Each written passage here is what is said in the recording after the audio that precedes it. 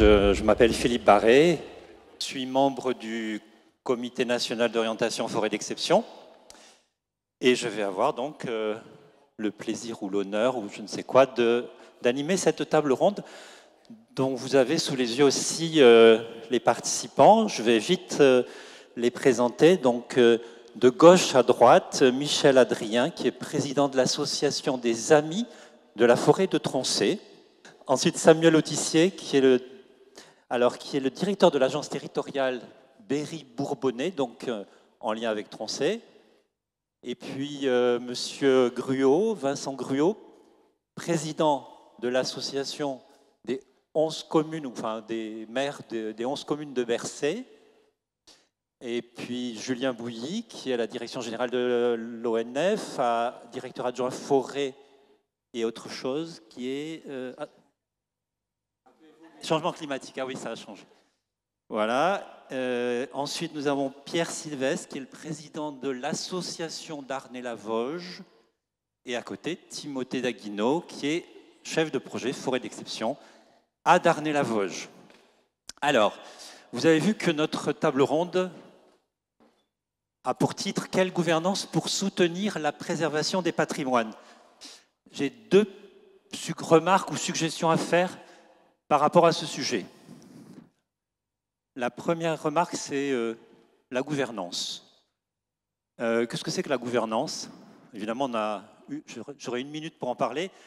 La gouvernance, c'est souvent considéré comme un système d'entités décisionnelles avec une structure et une dynamique. Alors, première suggestion, c'est qu'on ne se concentre pas trop sur la structure, mais plutôt sur la dynamique. La structure, vous l'aurez sous les yeux, avec des diapos qui vont présenter tout ou partie de la structure de gouvernance de ces 3 forêts d'exception qui sont aujourd'hui sur scène. Donc, je vais plutôt demander à mes interlocuteurs de ne pas parler en quelque sorte trop de comitologie, mais plutôt de fonctionnement, voire introduire un autre mot qui n'est pas présent dans le titre, mais qui est beaucoup ressorti pendant ces journées, qui est le mot dialogue. Alors, bien sûr, le mot dialogue, on va dire, il est complémentaire du mot gouvernance. Il n'est pas forcément explicite quand on utilise le mot gouvernance. C'est pour ça que je voudrais le rendre explicite. La première raison, c'est que le dialogue forêt-société, comme vous le savez, c'est un axe stratégique de l'ONF. Mais il y a aussi d'autres raisons qui font que je vais suggérer de parler pas seulement de gouvernance, mais de dialogue. Plusieurs personnes, durant ces 2 jours, ont mentionné l'importance du dialogue, à commencer par Jérôme Buridan, qui est quelque part avec nous et qui va revenir. Merci Jérôme. Voilà, qui nous a bien dit hier, presque en introduction, que le patrimoine, c'était le résultat d'un dialogue entre l'homme et la forêt. Donc, tu as utilisé le mot dialogue tout de suite, et tu as complété en disant qu'il fallait identifier collectivement les valeurs d'un territoire forestier, donc collectivement. Et puis jusqu'au sénateur, Louis-Jean de Nicolaï, qui est peut-être plus présent, mais qui nous a dit, qui a prôné quelque chose que j'ai noté précieusement, qui a prôné une gouvernance locale inclusive, fondée sur le dialogue et la responsabilité. Donc là, vous avez les mots-clés. Une gouvernance fondée sur le dialogue, inclusive et fondée sur la responsabilité. Voilà, donc c'est une suggestion pour avoir ça en tête par rapport aux questions que je vais vous poser et que la salle va vous poser aussi. On va procéder de manière la plus agile possible, donc je vais vous demander des réponses très courtes parce que, en plus, Pauline vient de me signaler qu'il ne restait plus que moins d'1 heure, je crois. Il faut qu'on termine à midi. Il est midi? Ah non, il faut qu'on finisse ça à 30-35, donc on a bien moins d'1 heure. Donc effectivement, je vais vous demander des réponses très courtes. Et donc, je voudrais bien laisser du temps à la salle aussi pour vous questionner. Alors, on va commencer tout de suite, si vous êtes d'accord. Je vais commencer par Bercé, avec Vincent Gruot, qui qui a la spécificité d'avoir donc cette association des 11 communes. Si vous voulez bien nous en dire quelques mots, et si on peut projeter donc la diapo sur la gouvernance de Bercé. Merci. Pour répondre à votre question en matière de gouvernance, ce qui paraît important, et je pense que la démarche forêt d'exception est exemplaire à ce sujet, c'est d'impliquer toutes les parties prenantes. Il n'est pas possible de sanctuariser la forêt sans lui apporter son lien avec le territoire, avec les habitants et aussi avec les visiteurs et les touristes, enfin tous les amis de la forêt. Et dans cette démarche de renouvellement qu'on a vécue tous ensemble en 2023-2024, effectivement, toutes les parties prenantes étaient présentes. C'était l'occasion aussi pour les collectivités, donc les 11 villages sur ce territoire, de se retrouver. Vous connaissez tous le millefeuille administratif français. Il se trouve qu'on est 11 communes sur 4 communautés de communes, sur 2 pays. Donc administrativement, on n'était pas nécessairement amené à tous se rencontrer au quotidien. Et c'est le projet Forêt d'Exception qui nous a réunis et qui nous a conduit à créer cette association qui est le seul véhicule un petit peu fluide et flexible pour participer à la partie du projet qu'on a souhaité porter, qui est le lien forêt, territoire, habitant. Et avec cette initiative, on est en mesure de donner vie à la forêt. La forêt est un lieu de vie, est aussi un lieu de vie pour les habitants, donc d'organiser des événements, un concert de piano qui était exceptionnel avec 500 visiteurs l'année dernière, de participer aussi au lien avec nos villages, donc des panneaux de randonnée, VTT, pédestres, équestres qui ont été co-construits avec tous les acteurs, et évidemment sous l'égide de l'ONF. Donc notre valeur ajoutée, c'est de faire ce lien avec la forêt, qui est sous, évidemment, les prérogatives de l'ONF, mais de s'assurer qu'au-delà de la gestion, de la préservation, du respect de la forêt, on puisse aussi inculquer aux visiteurs ce respect, mais sans sanctuariser encore une fois la forêt, parce qu'elle fait partie de notre histoire. Ce que je trouve remarquable dans l'expérience de Bercé, là en l'occurrence dans ce domaine de la gouvernance et du dialogue, c'est que vous portez en tant qu'association des 11 maires un des 4 volets du contrat de projet. Tout à fait. Donc, et vous mettez en œuvre des actions, enfin c'est vous qui les portez, quoi. C'est-à-dire bien sûr dans le cadre de ce qui a été convenu, mais c'est vous qui portez. Donc il y a une prise en charge assez importante. Oui, on cherche des financements auprès des collectivités territoriales à tous les niveaux pour porter ces projets.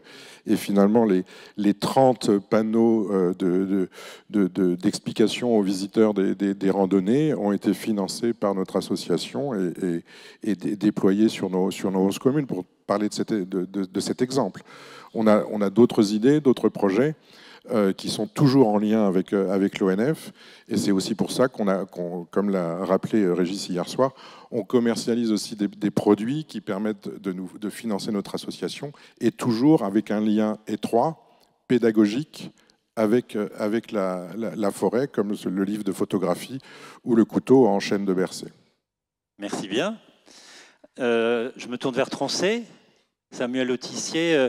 Donc, si j'ai bien compris, ce qui pourrait caractériser pour l'instant la gouvernance et le dialogue en forêt de Troncé, c'est l'existence de groupes de travail. Alors, je ne parle pas du comité de pilotage qui est classique et qu'on retrouve partout, mais groupe de travail, groupe projet, avec des groupes de travail ou un groupe de travail qui est là pour approfondir les fiches actions, pour élaborer vraiment, pour préparer le projet, et puis le groupe projet qui est là pour la mise en œuvre. Est-ce que c'est ça? Est-ce que vous pouvez me donner des illustrations? Alors c'est exactement ça, et on a un beau témoin à côté. En fait, l'objectif de ces groupes de projets, c'est au-delà du dialogue. Tu ne cries rien. Au-delà du dialogue, l'ensemble des partenaires sont très impliqués dans le dialogue, mais on avait besoin aussi, en termes de dynamique, d'impliquer les différents partenaires dans la mise en œuvre très concrète des projets. Et donc en fait, là finalement, on donne les clés à une association, à qui veut bien prendre en fait finalement le projet à bras le corps pour le mettre en œuvre. Et donc ça crée effectivement des dynamiques qui sont extrêmement intéressantes.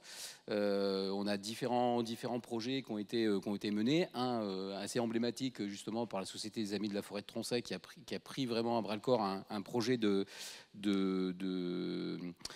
sentier d'interprétation sur la thématique de la transmission en fait finalement du savoir, un peu sur ce qu'on a vu avec Notre-Dame de Paris, sur la transmission en fait des savoirs.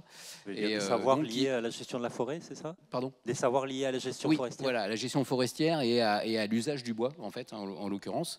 Et pas que, il y a aussi, vous le direz sans doute tout à l'heure, mais avec des thématiques sur l'eau, etc., etc. Donc c'est la SAFT en fait qui pilote ce groupe de projet et qui très concrètement mène le projet jusqu'à son terme. Voilà.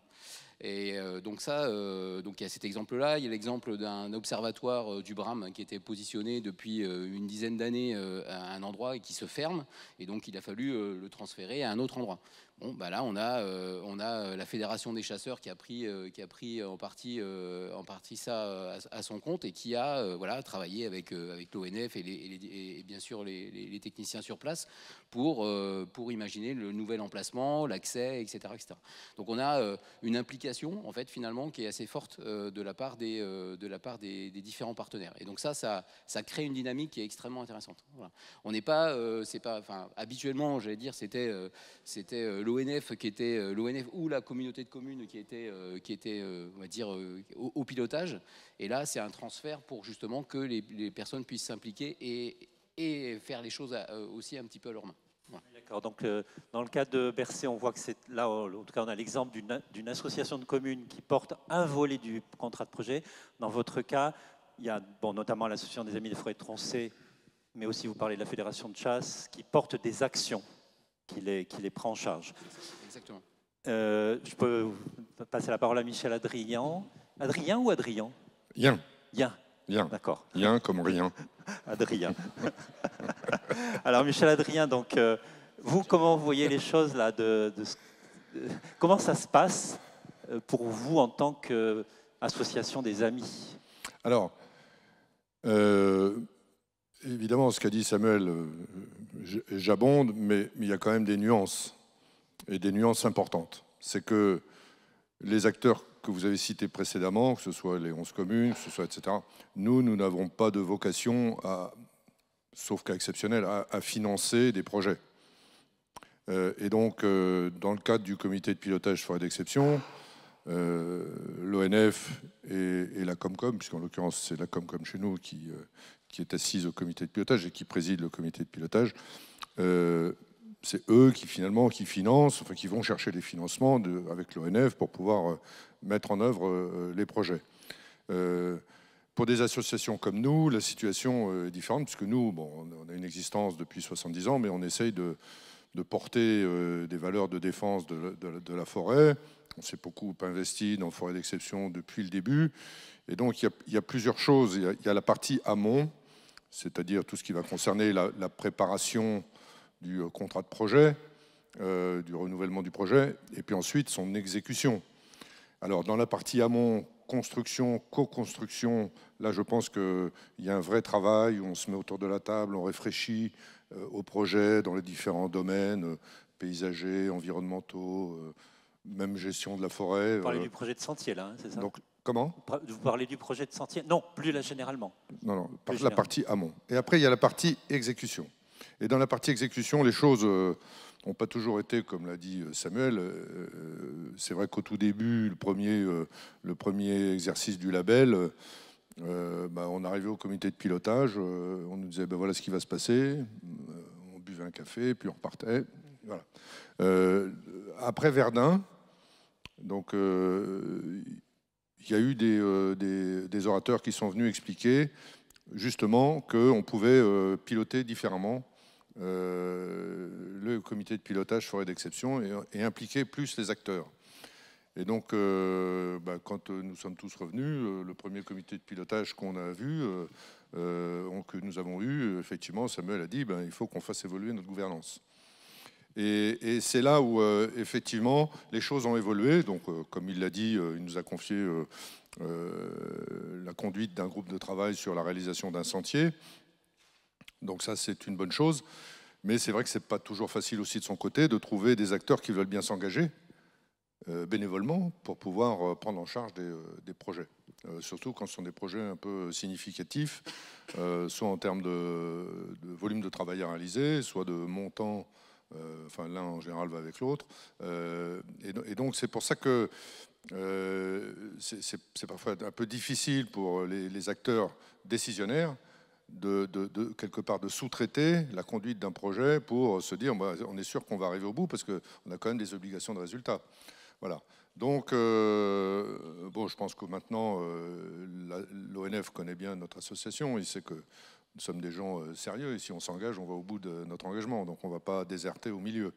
Voilà. Donc, voilà. Les choses ont avancé, mais elles peuvent encore avancer parce qu'on a quand même des exemples encore assez récents au cours desquels des projets sont arrivés sur la table.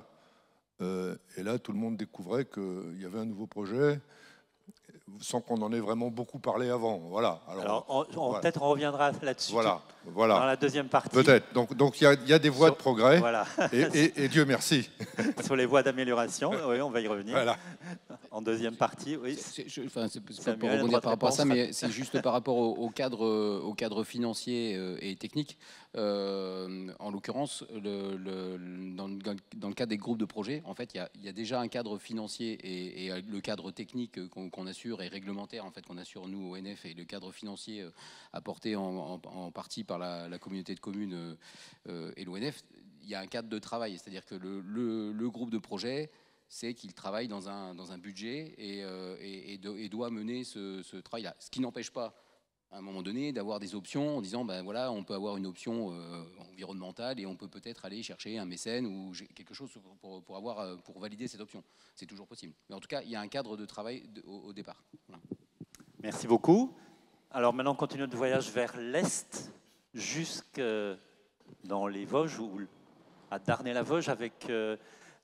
Pierre Sylvestre, vous avez mis en place, après quelques mois de réflexion, une association qui s'appelle l'association Darney-la-Vosges Forêt d'Exception, qui est avec un organigramme assez complexe. Donc on a quelque chose d'un peu simplifié là, un organigramme assez complexe qui vraiment essaye de donner une place à tous les acteurs avec des places différenciées.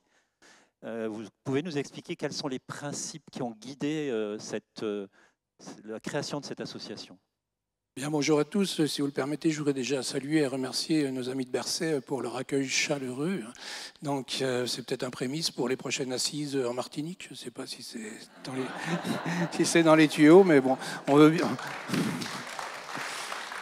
Nous, on veut bien réserver, il n'y a pas de problème. Alors, effectivement, donc, bien sûr, avec l'appui de l'Office national et en particulier de Pauline, merci à vous. Donc, forêt d'exception d'Arnay-la-Vosges. Alors, effectivement, j'ai pris quelques notes parce que je sais qu'on est pris par le temps. Donc, c'est avant tout un programme commun, pas celui de 81 pour ceux qui l'ont connu. C'est un programme donc de 2020, donc qui a été créé donc à la suite de notre candidature. Donc, on avait porté. Alors, au-delà du dialogue, si vous permettez, je voudrais aussi ajouter, moi, unité, partage et cohésion. Parce que c'est un vrai projet pour nous de développement du territoire. Un projet de territoire développement local. Alors, on est sur un massif de 50 000 hectares, donc, et autour d'un triptyque qu'on appelle forêt, bois, société.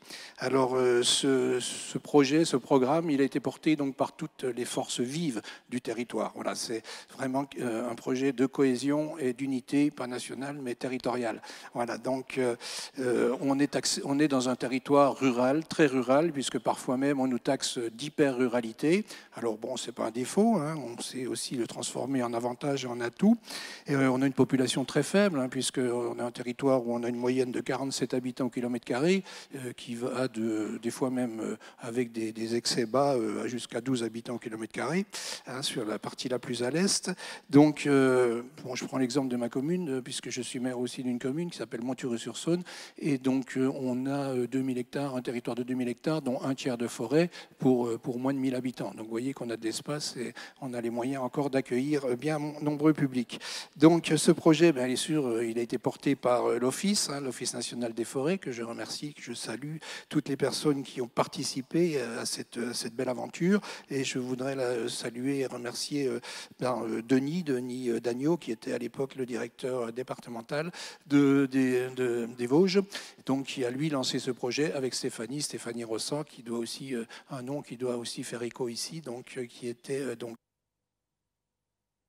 ça, voilà, dans unité territoriale. Et puis aussi Pascal Tribou, professeur, ça ne marche plus. Vous voyez, j'ai déjà usé les piles. Ouais.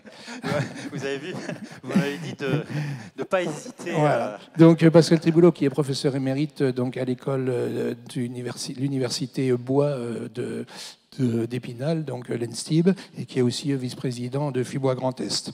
Et puis bien sûr saluer et remercier bien sûr le CNO qui nous a donc validé ce label, et en particulier Anne et Jean-Pierre, donc qui sont nos observateurs, et puis qui nous suivent, qui nous aident et qui nous corrigent quand besoin l'est. Et puis une grande pensée bien sûr à Paul, parce que Paul Arnoux, donc qui était président, et puis aujourd'hui relayé par Jérôme. Voilà, donc merci à toutes et à tous. Alors quand je dis c'est un vrai projet de territoire, eh bien, effectivement, c'est toutes les parties prenantes du territoire qui se sont engagées.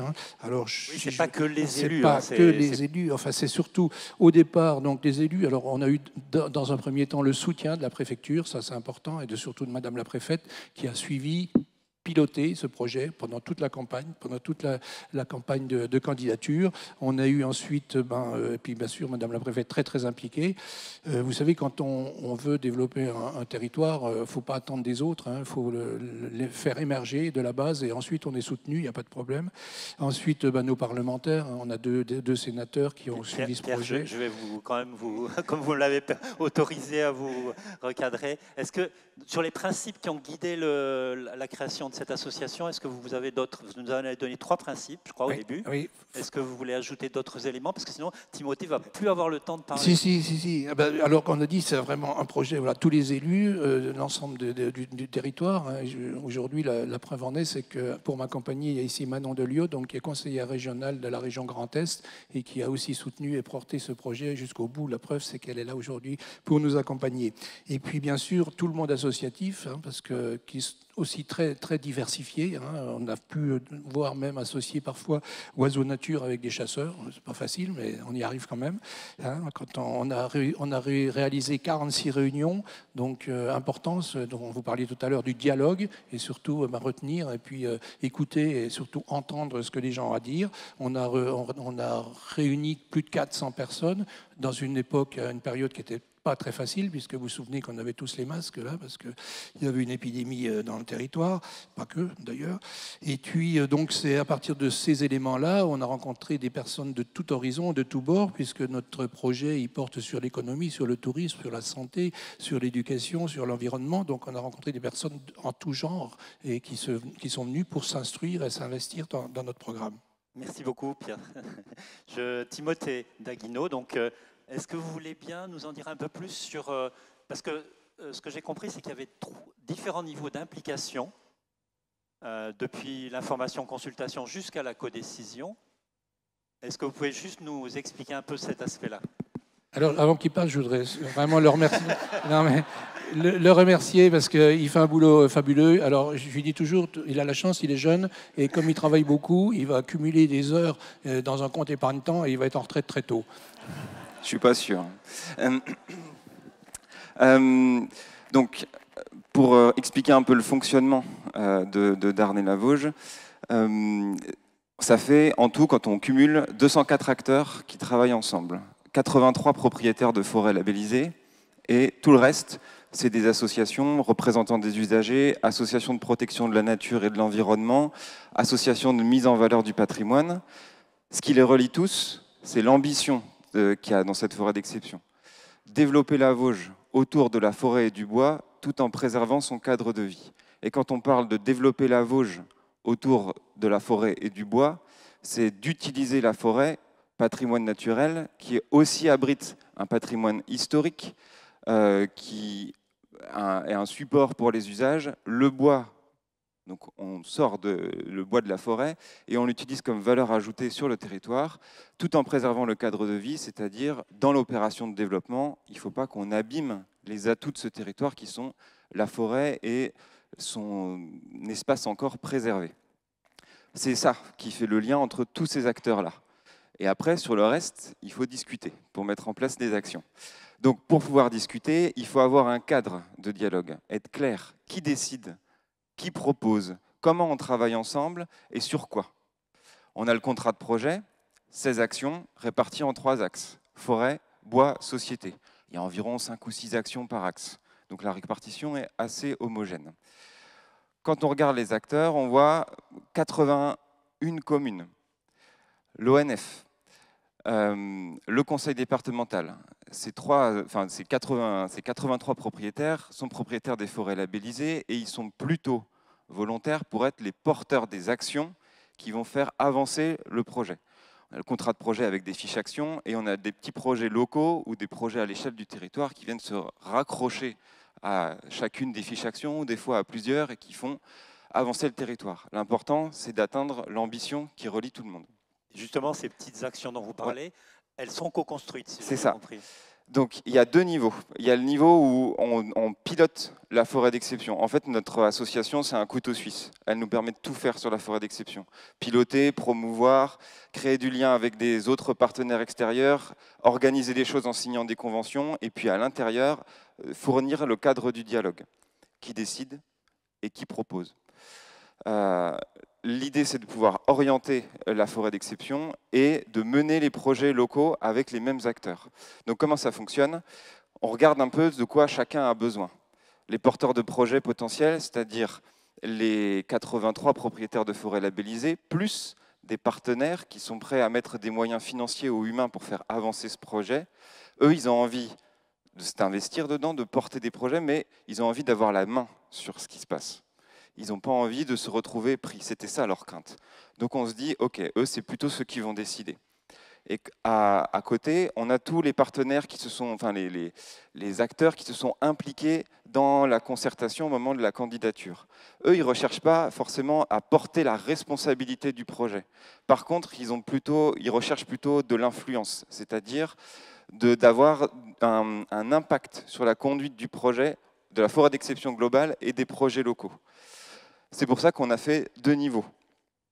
Un endroit où on prend des décisions avec les propriétaires et les partenaires qui mettent des moyens financiers et humains pour la réussite de ce projet, et puis des commissions dans lesquelles on mélange tout le monde, c'est-à-dire où on va mettre aussi les acteurs du territoire. Les commissions font des propositions, elles sont soumises à l'instance de décision qui, elle, tranche. Et l'objectif global, c'est de pouvoir aussi mener des projets locaux. Et quand on va mener des projets locaux, donc quand on a identifié un porteur de projet, une commune, elle a un projet sur son territoire, ce projet s'inscrit dans le contrat, c'est-à-dire qu'on discute avec elle avant au préalable en lui disant « Ah, ça peut se raccrocher à telle ou telle fiche action, il faudrait le dimensionner », on l'aide, on lui apporte un appui pour le dimensionner. À partir de ce moment-là, on est OK pour mettre le tampon forêt d'exception dessus. Et on identifie dans les commissions ou dans les acteurs locaux qui seraient concernés par ce projet-là. Est-ce que ça va impacter des usagers? Est-ce qu'il y a des associations environnementales qui vont avoir envie d'avoir un droit de regard là-dessus? Enfin, on identifie qui va être concerné. On les met en contact, on les invite à participer à la co-construction du projet local, avec le but de l'enrichir, et une fois qu'il est mené, qu'ils viennent contribuer à l'ambition générale. Alors donc, en fait, en résumé, il y aurait 2 types d'instances permanente, l'instance qu'on va pas qualifier de validation décisionnelle, qui est le comité de pilotage restreint. C'est l'Assemblée générale qui définit la stratégie. Oui. Donc là, il y a tout le monde. En Assemblée générale, tous ceux qui décident, enfin les membres contributeurs, c'est ceux qui décident, et les membres experts associés, c'est ceux qui participent aux réflexions.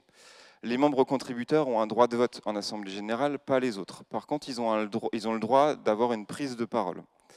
Donc ce qui décide, c'est l'Assemblée générale qui définit la stratégie, le conseil d'administration qui administre l'association pour faire en sorte d'accéder, de donner les moyens de répondre aux orientations définies par l'Assemblée générale, et le bureau qui pilote la démarche. Et après, les commissions. Et après, les commissions qui sont en parallèle, en gros, permanentes. les commissions préparent le travail de l'Assemblée générale, un par axe, enfin une par axe, commission forêt, commission bois et commission société. Comment on fait pour remplir les commissions? On invite les associations, les acteurs locaux, en leur demandant, en leur proposant de participer à ces commissions. Ils s'y engagent. Ils n'ont pas de contribution financière à donner, rien du tout, à part le fait d'être présents. Il y a une commission par an, donc l'idée c'est que ce ne soit pas écrasant non plus. Et donc, la dernière type d'instance, ce sont les groupes projets, je ne sais pas comment vous les appelez. Groupe de travail. Quand on a un projet local ou un projet qui vient s'inscrire dans le contrat de projet, on constitue un groupe de travail en mélangeant en fait, ces acteurs-là. Un dernier point, Timothée, il y a quelque chose qui a retenu mon attention aussi, c'est cette histoire de lettre d'engagement pour ce que vous appelez les experts associés, c'est-à-dire les acteurs qui ne sont pas décideurs. C'est ça. C'est quoi, vous pouvez nous expliquer? Eux, ce qu'ils recherchent, c'est le pouvoir d'influence. Et par quoi peut être menacé le pouvoir d'influence? Par le fait d'être exclu ou d'être empêché de porter son message. Une association environnementale, elle vient nous aiguillonner, elle vient mettre le doigt sur les choses qui ne vont pas ou sur les choses qui sont à améliorer. Ce n'est pas toujours agréable quand on est décideur ou porteur de projet. Mais par contre, nous, on considère que c'est ça, la forêt d'exception. C'est de permettre de mettre le doigt sur les choses qui ne vont pas et ensuite d'essayer de trouver tous ensemble des solutions. Donc, la lettre d'engagement, elle permet aux acteurs qui le souhaitent de s'engager durablement dans la concertation. Parce que c'est compliqué de devoir, quand on constitue un groupe de travail et qui s'éparpille ensuite et qu'on ne retrouve pas les mêmes interlocuteurs, c'est difficile de construire dans la durée. Donc pour avoir de la pérennité, on travaille avec cette lettre d'engagement sur un engagement durable dans la concertation. Cette lettre d'engagement, ils s'engagent à respecter les statuts de l'association, ils signent le contrat, ils sont d'accord avec le contrat de projet, d'accord avec le protocole d'accord, ils définissent dans quelle commission ils participent, à quelle commission ils participent, et ils signent et ils nous donnent un interlocuteur, en gros qui on invite à la commission. À partir du moment où ils nous ont transmis cette lettre, le seul moyen de les exclure de ces commissions, c'est qu'ils commettent une faute grave aux yeux des statuts de l'association. Donc on ne peut pas, sous prétexte qu'ils viennent porter un discours contradictoire ou qui nous grattent un peu, leur dire non mais on ne veut plus vous inviter. En fait, ça leur donne cette sécurité-là. Ils savent qu'ils pourront participer aux commissions. Et donc ils pourront participer à l'élaboration des propositions qui seront ensuite soumises aux décideurs. Et quand ils sont soumises à l'Assemblée générale, quand elles sont soumises à l'Assemblée générale, ils peuvent, dans un petit créneau de temps, venir porter leur message, en gros expliquer pourquoi cette proposition est importante pour eux. Merci beaucoup. Julien Bouilly, qu'est-ce que vous retenez de tout ça? Donc vous n'êtes pas sur un territoire, vous êtes à la direction générale. Et avec évidemment cette idée forte que forêt d'exception peut inspirer l'ensemble des forêts domaniales, voire plus. Alors ce qu'on retire, c'est que déjà le développement du dialogue territorial ou dialogue forêt-société, c'est un axe prioritaire du contrat actuel que l'établissement a avec l'État dans la période actuelle. Donc cet axe prioritaire pour développer le dialogue forêt-société a passé par l'élaboration d'une forme de stratégie à l'ONF qui a été validée par le conseil d'administration, pas celui d'hier mais il y a 2 ans, et qui depuis fait l'objet d'un déploiement qui a pour objectif de s'organiser et de se professionnaliser autour de cette thématique. Et du coup, aujourd'hui, on a une organisation mise en place autour du dialogue territorial avec un référent par agence territoriale, par agence spécialisée dans chacune des directions territoriales de l'ONF qui donc a un rôle d'ambassadeur de ce sujet-là, qui fonctionne en réseau avec d'autres référents, d'autres agences territoriales pour mutualiser les bonnes pratiques et les expériences. Alors ensuite, dans les territoires, le dialogue forêt-société, bien sûr, tient compte de la spécificité des enjeux propres, et c'est trouve très bien illustré par les 3 forêts d'exception là, de la table ronde. On a des dispositifs de concertation qui sont ceux, par exemple, des forêts d'exception, qui sont des dispositifs avancés de gouvernance et pour associer le plus possible dans la concertation les parties prenantes. D'autres dispositifs de dialogue territorial durable sont installés dans les forêts gérées à l'ONF, et on a recensé 220 forêts domaniales au niveau national qui disposent d'un dispositif de dialogue durablement installé dans le temps en associant les élus. De type comité de massif, c'est ça ? Exactement, type comité de massif. Et finalement, au-delà de ces dispositifs qui sont consommateurs en temps, en moyens, on est très attentif à développer aussi le dialogue territorial au quotidien sur le terrain, par des actions souples, en veillant à l'économie de moyens et de temps, qui est souvent le bien le plus précieux pour les collègues en interne, et avec des actions donc, pour dialoguer au quotidien. Et ça passe par des outils qu'on développe, mais aussi ça passe aussi par une attitude d'ouverture, d'écoute, qui cherche à ne pas s'imposer dans le dialogue, qui cherche à accueillir les expressions autres que la parole technique du gestionnaire, tout en mettant en avant les règles, le cadre de la gestion forestière. Donc voilà un peu l'enjeu. Merci beaucoup Julien de mettre en valeur la question de la posture qui est tellement importante. Voilà, à côté des questions d'organisation, d'organigramme et tout ça, la question de la posture est vraiment centrale. Alors, il est temps de vous donner la parole. Alors, ce n'est pas une question, c'est une remarque. J'ai été maire pendant 37 ans d'une des communes de Bercé, Pruyé-les-Guilliers, et de 1983 à 2008, je n'avais aucune relation avec l'ONF. C'est curieux, mais c'est comme ça. Et à partir de 2008, lorsqu'il a été lancé ce projet Forêt d'exception, eh bien, les relations se sont mises en place. Et je me réjouis d'ailleurs de ce que vous venez de dire, que vous allez au-delà des forêts d'exception, puisque vous allez vers les autres forêts qui ne sont pas d'exception, pour avoir cette relation à la fois avec le public, à la fois avec les élus locaux, parce que nous, élus locaux, on est bien évidemment, demandeurs de ces relations avec l'ONF, de découvrir la démarche que vous mettez en place, le travail que vous réalisez. C'est un partage qu'aujourd'hui, eh bien, on est ravis de constater. Donc, merci à Forêt d'exception et merci à l'ONF de poursuivre ce chemin au-delà des forêts d'exception. Et merci à vous.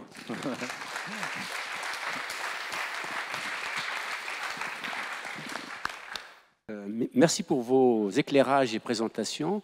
Mohamed Tabni, donc je suis membre du COPIL Forêt Bercé. La question que j'aimerais poser, c'est par rapport au projet, les communes ou les EPCI, sur quelle ingénierie territoriale disponible éventuellement au niveau des EPCI, elles peuvent s'appuyer. Parce que maintenant, quand on monte un projet, il y a quand même toujours la question des financements. Et donc, il y a le montage des projets, les sources de financement, comment... et là, la question, s'il n'y a pas de ressources humaines au niveau du territoire porteur ou des territoires porteurs, que peut apporter la collectivité, par exemple le conseil départemental, ou éventuellement la région? Quelles seraient les connexions avec ces éventuellement structures qui pourraient aussi apporter quelque chose? Donc, dans tous ces territoires, de toute façon, qui sont en transition, les problématiques d'adaptation et développement, d'attractivité deviennent de plus en plus, interpénétrées et en interaction. Et donc, par rapport aux objectifs de transition, etc., ça nécessite vraiment des maîtrises, des compétences, et là, il y a un seuil qui n'est pas suffisant. De l'ingénierie territoriale. Voilà, tout à fait. Alors, autre question, Anne? Merci. Anne Vourche, je suis membre du CNO. J'avais une question pour Darnay-la-Vosges, pour Pierre Sylvestre et Timothée. Je me souviens d'un déplacement du Comité national d'orientation chez vous, à Épinal, il y a maintenant 3-4 ans. Et dans la salle, il y avait des associations naturalistes au fond de l'amphithéâtre avec des pancartes pour dire oui, nous on ne sait pas, on n'est pas dedans et on n'est pas pour, etc. Et en fait, bon, on comprend bien que ça a pu être un événement. En plus, ça se faisait publiquement avec le CNO. Bon, j'imagine que c'est pas très confortable. C'était au début de l'élaboration de la candidature. Mais du coup, en fait, ce que je trouve très intéressant, c'est la manière dont vous avez mis en place une gouvernance et un mode de dialogue, enfin, avec ces lettres d'engagement que je trouve assez intéressantes aussi. Et du coup, est-ce que vous voyez une traduction concrète de cette méthode? Est-ce que les associations seraient aujourd'hui toujours au fond de la salle en disant on n'est pas d'accord? Merci. Alors, on commence par Darnay-la-Vosges et puis après l'ingénierie territoriale. Je ne sais pas qui voudra répondre. Ouais. 2 questions, je vais faire 2 réponses. Et je laisserai Pierre compléter pour la première. Le rôle des EPCI, nous par exemple, quand le PETR, qui englobe la forêt d'exception, ils ont une équipe d'ingénierie qui est là pour aider les communes à monter des dossiers de financement. Le conseil départemental, ils nous disent Épinal, qui est en dehors de la forêt d'exception, pour ceux qui ne connaissent pas les Vosges, qui est vraiment la plus grosse ville des Vosges, 30% de la population, 38% des financements publics. Et quand on leur dit, mais pourquoi dans l'ouest vosgien, on est en dessous, en fait, ils nous répondent, il n'y a pas de projet qui monte. Donc ce qui va coincer, c'est sortir des projets de terre. Forêt d'exception, ça sert à ça. On définit que les atouts de ce territoire rural, c'est la forêt et le bois. On travaille tous ensemble autour de ça pour faire émerger des projets sur le territoire. Et là où peuvent ensuite aider les EPCI, c'est d'aller chercher les moyens, enfin de voir si ça les intéresse et chercher les moyens pour concrétiser ces projets. Et c'est pour ça que nous, les EPCI, on les a intégrés dans les partenaires, le conseil départemental, la région Grand Est, le PETR avec qui on a un partenariat technique. En fait, on leur a donné justement la visibilité sur ce qu'on faisait pour qu'ils puissent jouer ce rôle-là. Ça, c'est la première réponse. Et la deuxième, sur les associations. Donc, ceux qui avaient, alors j'étais pas encore arrivé, mais ceux qui avaient manifesté au fond de la salle, aujourd'hui, on travaille avec eux sur tous les sujets, ils sont toujours là. Donc, c'est-à-dire que après ce moment un peu de tension, en fait, on les a rencontrés en individuel. Eux et nous, pour leur expliquer, voilà comment on veut travailler. En fait, on se rend bien compte que vous mettez le doigt sur des choses qui sont importantes. Par contre, il faut que vous compreniez que nous, on a des contraintes et qu'il y a d'autres acteurs qui ont d'autres visions. En fait, ils sont arrivés avec une démarche vraiment militante, c'est-à-dire on a des sujets à porter et on tape fort pour faire bouger les choses. Et aujourd'hui, ils sont vraiment sur une démarche plutôt constructive. Ils continuent de porter leur message. Ils n'ont pas dévié d'un iota là-dessus. Par contre, on ouvre le capot et on leur montre comment ça se passe. Voilà, pour faire ça, il faut faire une étude là-dessus. Pour la financer, il faut qu'on trouve les sous, puis il faut qu'on ait la personne. Et à ce moment-là, ils comprennent que ça ne se fait pas en un claquement de doigts et que ce n'est pas un manque de volonté, c'est un processus dans lequel il faut s'engager et il faut travailler tous ensemble. Merci. Pierre Sylvestre, vous vouliez ajouter... Ah, pardon. Les EPCI ou... Oui, sur les EPCI, par définition, nous sommes 11 petites communes, donc nous n'avons pas de moyens. Nous avons beaucoup de dynamique, beaucoup de temps à consacrer. Ne serait-ce qu'un événement comme celui-ci, il faut savoir qu'on est en soutien logistique de l'ONF pour toute l'organisation. Donc effectivement, on a mis à disposition nos agents, etc. Donc c'est aussi notre contribution. En matière de financement, on va effectivement chercher des fonds auprès des communautés de communes, mais qui ont aussi des moyens limités, surtout quand on est, comme je le disais, sur 4 communautés de communes, auprès du département, auprès de la région. Et finalement, on a développé un petit budget de l'ordre de 10 000 € par an pour financer des projets. Donc, par définition, on ne peut pas dire qu'on ait des moyens, mais finalement, je retournerai quasiment la question à l'ONF. À partir du moment où vous avez 16 forêts d'exception, dont l'exploitation économique apporte évidemment le financement de l'ONF, ne serait-il pas pertinent de débloquer des budgets particuliers pour les 16 forêts d'exception de manière à financer ces projets ? Je parle aussi d'un petit irritant, je ne sais pas si c'est le cas de nos 15 autres collègues forêt d'exception, mais il y a un irritant entre les collectivités et l'ONF qui concerne les voiries. La voirie en forêt d'exception. Moi, quand j'étais gamin, les routes forestières étaient rouges, ça faisait partie du paysage de la forêt. Aujourd'hui, pour des questions budgétaires, bon, déjà, il y a des nids de poules, voire d'autruches, un petit peu partout. Les routes sont condamnées. L'accessibilité à la forêt devient problématique. Et quand on les rebitume, c'est noir, c'est triste. C'est pas comme l'image d'antan qu'on avait de nos forêts. Donc, je pense que, petite suggestion supplémentaire, alors c'est dommage que la directrice générale de l'ONF n'ait pas pu se libérer et qu'il y ait un conseil d'administration en même temps qu'une journée nationale forêt d'exception, ça tombe mal, et que le directeur général adjoint soit reparti. Mais je suggère qu'il soit aussi libéré au niveau de l'ONF des budgets pour traiter ce sujet de voirie en forêt et l'accessibilité à ce patrimoine à partager. Merci Vincent Gruau. Pierre Sylvestre, vous voulez ajouter, c'est dans une autre direction ou c'est après je passe la parole à Julien Bouilly? C'était sur le même sujet, c'est-à-dire qu'effectivement il faut impliquer l'ensemble des EPCI locales et il faut surtout leur apporter de l'eau à leur moulin, quoi. C'est-à-dire que dès qu'on a des projets, ils viennent nous aider. On a des exemples très précis. Je reprends encore une fois la commune que je connais bien parce qu'on a créé un espace pédagogique forestier. On a eu jusqu'à 80% d'aide de subvention, presque 50% de l'État, le département, la région. Bon, ben, voilà, c'est ça qui importe, mais ce n'est pas l'État ni qui que ce soit qui est venu nous dire faites un espace pédagogique chez vous. C'est nous qui avons initié ce projet-là, on l'a lancé, et puis après on est suivi, on est accompagné, c'est aucun problème. On a aussi la chance dans notre territoire, on a aussi le président des maires ruraux qui est aussi maire d'une petite commune locale et qui s'appelle Michel Fournier, donc là aussi on a des moyens pour monter un peu plus haut parfois. Merci. Julien Bouillet, est-ce que vous voulez donner des petits éléments de réponse, même si... Alors, sur la question budgétaire, en fait, je ne m'étendrai pas, voilà, sauf à